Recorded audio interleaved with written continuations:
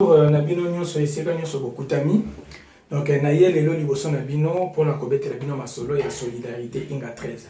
Donc solidarité Inga 13 ezali association oyo esalami na bana ya quartier 13 na commune ya Njili na Kinshasa. Donc to sala association moko na but moko lucratif ezali juste pour na kosalisa na mboka bato oyo bapasi na bango eleki ya biso. Alors na yango na date ya le 28 octobre 2017, donc na moko tozali to organiser soirée moko ya solidarité. Donc soirée wana eza penza fête ya monene. To sengi na bana quartier 13 nyonso esika bokutami, bana Njili, bana Kini pe bato nyonso ataba ya bamboka mosusu, boya osangana na biso to fêter ensemble pour to ko promouvoir tout ça la promotion de l'association na biso. Donc soirée wana eza quand même payant parce que oyo to gagner ba bénéfice et vous sangaka et vous sungaka pour na kosalisa babato oyo bazana pasi ningi to lobi.